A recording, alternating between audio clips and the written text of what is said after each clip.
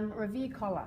The first thing we need to do with our Revere collar samples is we need to do up all of our darts. So stitch closed all of your darts. Make sure you've got your drill holes and you're finishing a centimetre and covering your drill holes, that you're finishing a centimetre above your drill holes. So you do all your darts first. We're going to pretend, for the sake of this, that I've done my darts.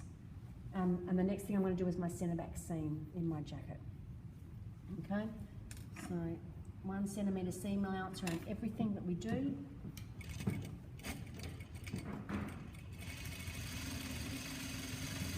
Make sure when you're stitching, once again, your seam edges, your cut lines are in alignment.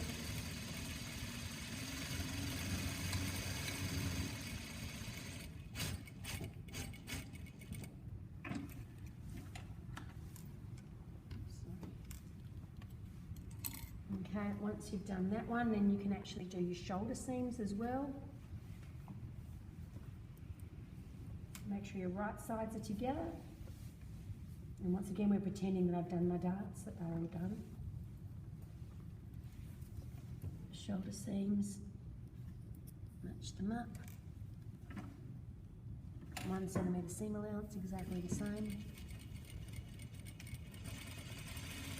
Now, note to self, when we get to the end, I want to make sure that on my 1 centimetre seam allowance, that is the point that my 2 seams should cross over, not at the end, okay? So I'm going to show you that. Don't join up your 2 cut ends and have a gap between you where your 1 centimetre seam allowance is.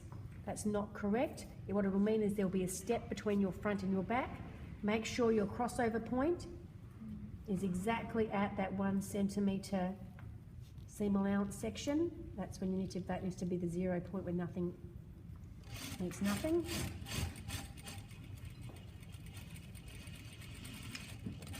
Okay, continue on to my other shoulder, straight through. Bless you.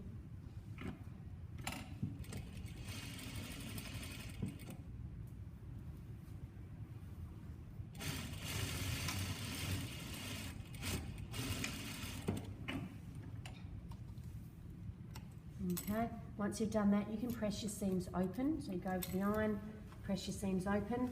The reason why we're pressing them open, because we are imagining that this is a fully lined jacket, which means all of our seams will be absolutely pressed open. You will not need to overlock anything because everything will be fully lined and bagged out. So I'm just going to do my pretend press with my thumbnail. But I want you guys to actually go to your iron, please. Give it a good old press with the iron. Make sure they're nice and flat and open. Really important. Okay, now we're going to attach our collar. Right sides to right sides. The first thing I'm going to do is open up my collar. I'm going to pin my centre back notch to my centre back of my jacket and put a pin through him. Okay, I'm going to match up my shoulder notch with the shoulder of my jacket and put a pin through him.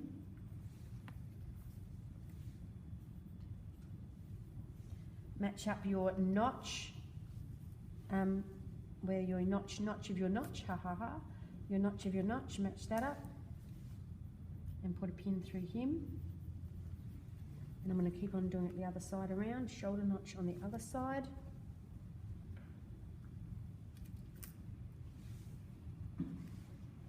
Pin through him, notch to notch,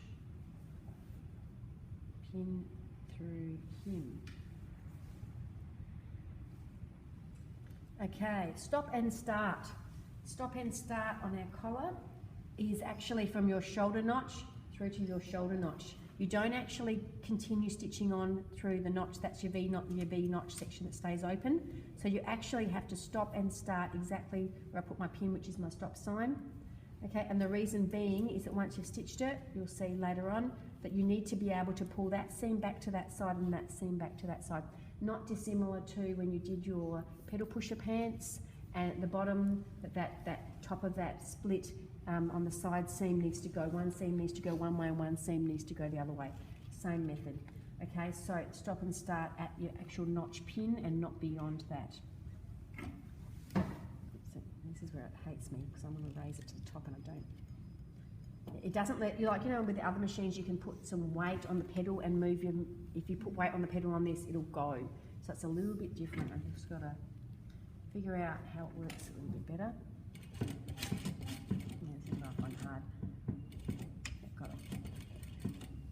Now that I've started him off, got him going, you'll find that you are putting a convex curve onto a concave curve. So two opposition curves going opposite ways is hard. So what that means is you actually need to, it looks a little bit like you need to ease one side into the other. See how that side looks like it's got more ease than this side? It's not the case, they are both exactly the same length. It's just because you've got a concave curve and a convex curve.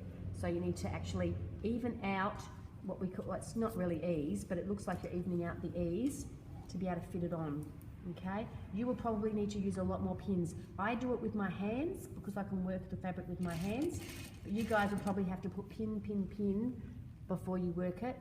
You might find it a little bit easier. But the ideal is to eventually get to the stage where you can work it with your hands and not use pins. Okay, when we're coming up to my shoulder seam, make sure that shoulder seam underneath, the seam is open and out flat. And then if we go through that shoulder seam,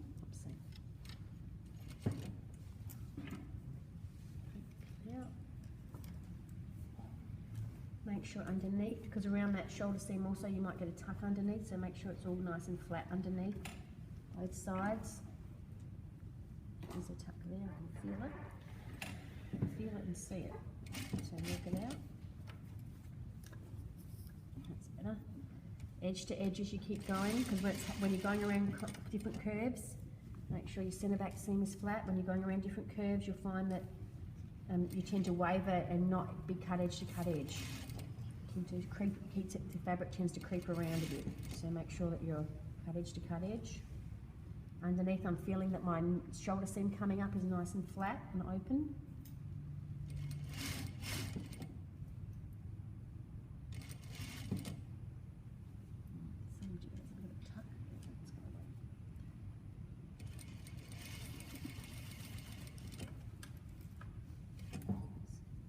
Don't know where it went. Once we get around this corner, we'll be able to sort out our ease again. Okay, convex into concave. If you find that you get a little tuck, just continue sewing, and then then what you'll do is you'll just go back and you'll unpick that little 2 centimetre section or whatever it is, and rejig it. And then you can just do a joining stitch and keep going.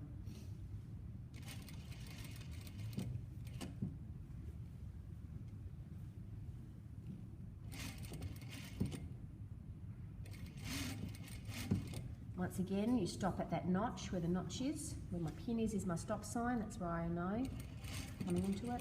Go nice and slowly on this new machine.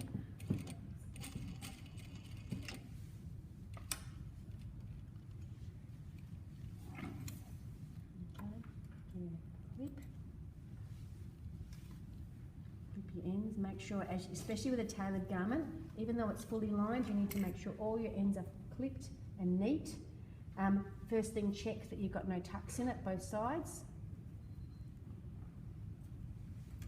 Go around, make sure your seams are all open, that they have stayed open. The most common thing that you'll find is one will flick back onto itself and stitch underneath. You'll need to unpick that little section and make sure that those seams are nice and open.